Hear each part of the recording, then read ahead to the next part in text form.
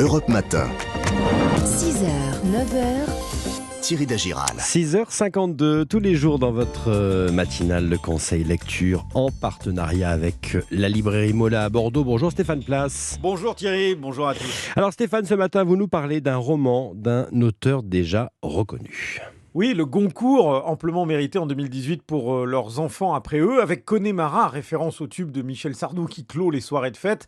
Nicolas Mathieu nous montre qu'il n'a rien perdu de sa finesse d'analyse, d'observation. Roman miroir d'une justesse absolue sur la crise de la quarantaine finalement, le cap que s'apprête à franchir Hélène, les études, la carrière, ses filles, son mari.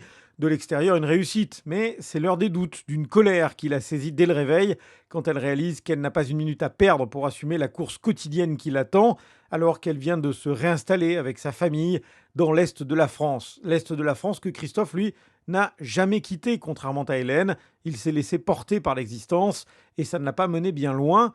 Dans ces pages, Christophe et Hélène vont se recroiser. Sixtine de Beaufort, libraire chez Mola. Hélène et Christophe ont fréquenté le même lycée et ensuite leurs voies ont suivi durant 20 ans des chemins vraiment différents, puisqu'Hélène s'est extrait en fait de cette campagne nancéenne dont elle venait pour aller faire de grandes études à Paris, faire un bon mariage, trouver une bonne situation.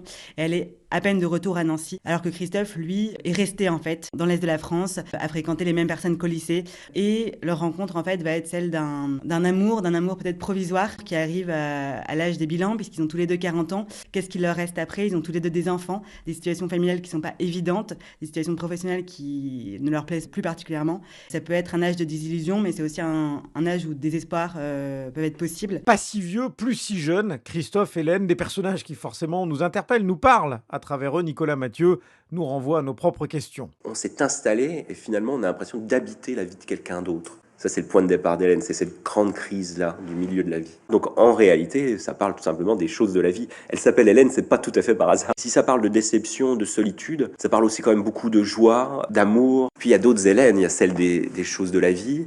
Puis il y a aussi, et c'était une source d'inspiration, dans quelques films de Chabrol dans lesquels joue Stéphane Audran, elle s'appelle à chaque fois Hélène. Oui.